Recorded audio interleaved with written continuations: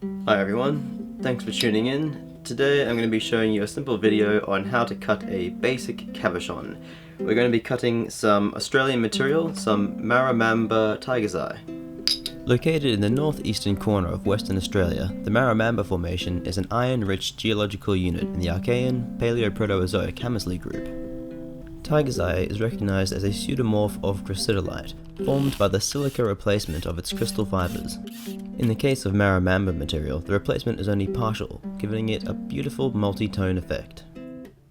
Selecting a nice slab, I've decided to cut a square cabochon to really show off the patterning.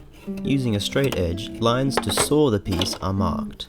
You don't need to be too careful at this point, as any slight problems with the angles can be fixed later. I'm using a standard 6-inch diamond blade saw for this. A splash guard can also be handy to keep the spray off your face.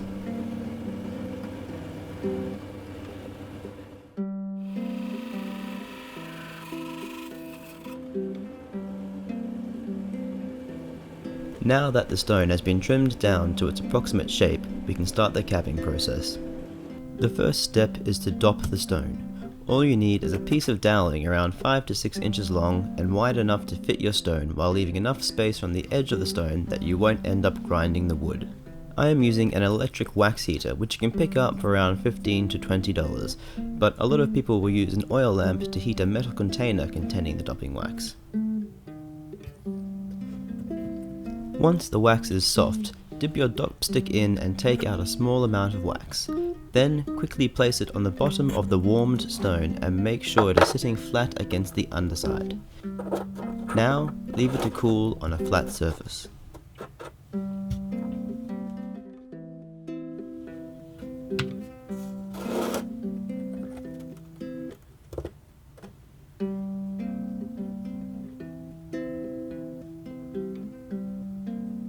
From here we move to the wheels. This is a 6-wheel arbor with 2 metal diamond wheels and 4 soft wheels ranging from 80 grit all the way up to 3000. It also has an electric pump for its water supply, which is vital for cabbing or cutting any gemstones.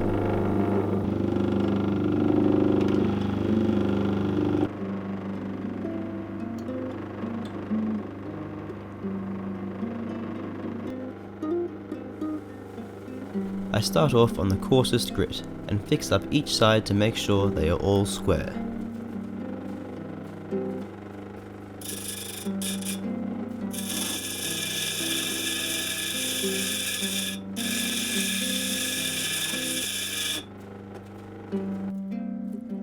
I also make sure to take a little off each bottom edge. This is to prevent the chipping often associated with a sharply edged base.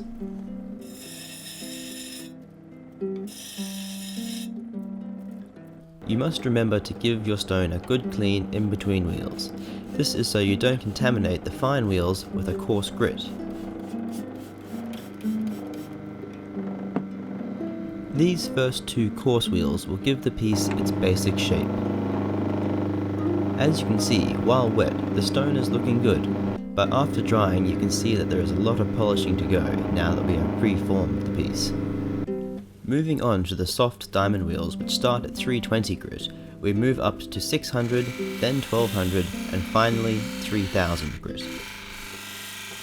What is handy to remember with a square or rectangular cabochon is that as long as you polish along each side of the shape equally, you should finish up with a nice symmetrical stone.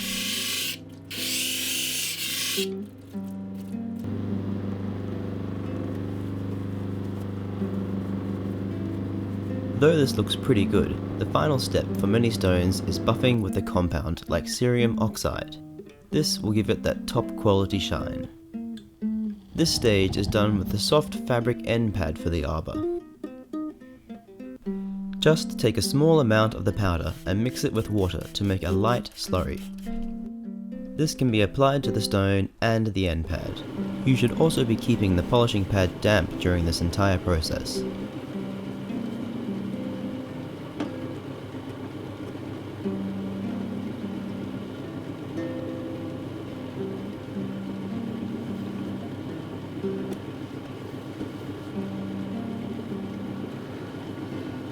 give the piece a good buff, making sure to do the sides and the bottom edges as well.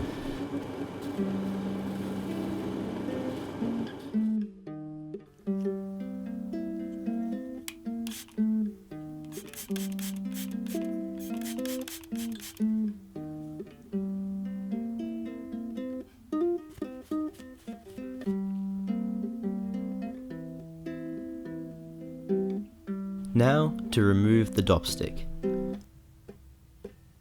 Simply re-warm the stone until the wax softens and separate the two pieces.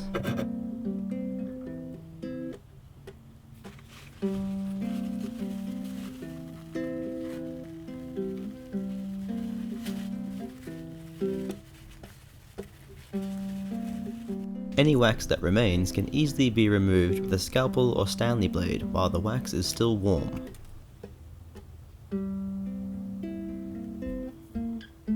Though not entirely necessary, you may want to polish the underside of the cab as well. I am just doing this by hand, but if you really want a good finish, you can re-dop the stone from the other side and go through the whole process again with care.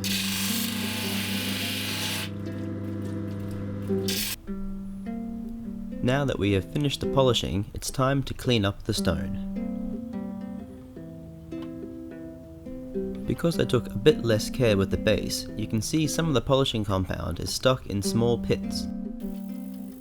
This is where an ultrasonic cleaner comes in handy. It will easily take out the majority of any debris caught in the small pits and cracks. If you don't have an ultrasonic cleaner, then a soft toothbrush and some warm soapy water will also do the trick.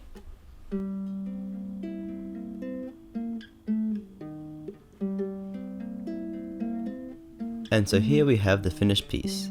This may take you a little longer when you first start out, but as you get used to the procedure, a piece like this might take you less than 15 minutes from start to finish.